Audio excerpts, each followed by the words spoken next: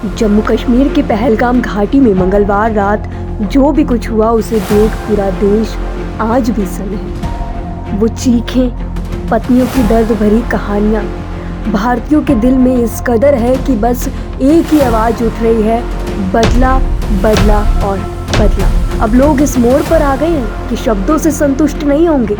हिंदू होने की सजा भुगत रहे परिवार की मांग अब सीधा एक्शन की है, वो भी ऐसा एक्शन जिसे पूरी दुनिया देख कांप उठे। थोड़ा बताइए शायद मुस्लिम है, उसको गोली मार दी। बहन बेटियों के सामने उनके सिंदूर को उजाड़ा जाए।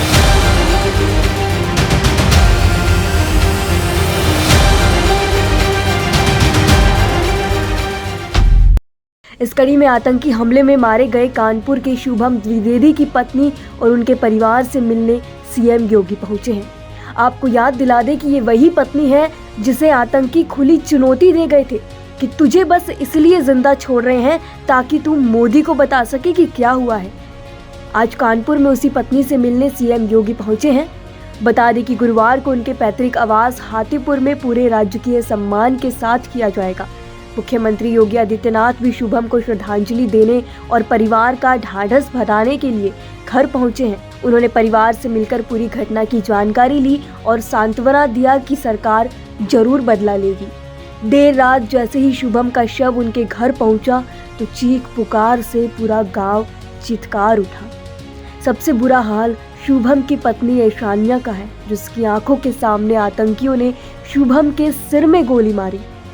जिस वक्त मुख्यमंत्री परिवार से मिलने पहुंचे, वहां का मंजर देख हर किसी के आंखों में आंसू आ गया।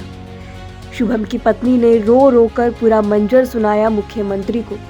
इस दौरान वहां लोग पाकिस्तान मुर्दाबाद के नारे लगाते रहे। शादी के महज 70 दिन बाद अपने सुहाग को खोने वाली ऐशानिया के आंखों से वह खौफनाक मंजर हट ही नहीं रहा। पत्नी ने सीएम योगी को रोते हुए बताया कि वे लोग एक स्टॉल पर मैगी खा रहे थे। वह थोड़ी आगे थी और शुभम पीछे थे। तभी कुछ लोग आए और सभी से पूछने लगे कि हिंदू हो या मुसलमान, मुसलमान हो तो कलमा पढ़ो। मैंने पीछे मुड़कर देखा और हंसते हुए कहा, क्या है ये सब, हम हिंदू हैं। इतना सुनते ही उसने शुभम को गोली मार दी। आतंकियों ने सबसे पहले शुभम को ही गोली मारकर हत्या की। पत्नी ऐशानिया की आंखों देखी सुनकर सबका कलेजा भर आया। पहलगाम ऊपर वाली चढ़ाई होती है, उस पर गए थे हम लोग, घोड़े से लेके गए थे। और रास्ता ही नहीं है कि कोई इंसान चल के जा पाए, घोड़े से लेके गए। ऊपर पहुँचे, बस हमने मैगी का ऑर्डर दिया और मैं और शुभम बैठ के मैगी खाने जा रहे थे।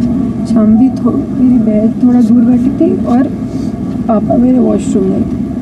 उतनी देर में एक बंदा पीछे से आया और उसने गोली साइड में रख के उससे पूछा, हिंदू है कि मुसलमान है? मुसलमान है तो पहले कलमा पढ़ के दिखा। जैसे हमें पता ही नहीं, हम पीछे पलट के देख रहे हो क्या रहा है। हम उसकी तरफ स्माइल करके पूछे, भैया क्या हुआ? यार हिंदू है मुसलमान? मैंने कहा हिंदू। मार दिया, मार दिया। पहली गन उसी पे चलाई, उसके बाद 70 लोगों को मार दिया। क्यों मार दिया? हिंदू मुसलमान करके हुआ है बंदी का पार।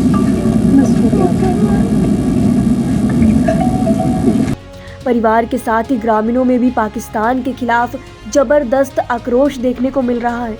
लोग सरकार के सख्त एक्शन की मांग कर रहे हैं।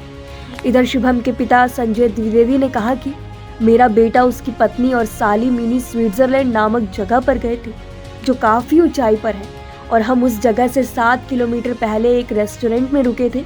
जब आतंकवादी शुभम के पास आए तो वे कुछ नाश्ता कर रहे थे। उन्होंने पूछा कि तुम हिंदू हो या मुसलमान, और उसके बाद उन्होंने मेरे बेटे के सिर में गोली मार दी।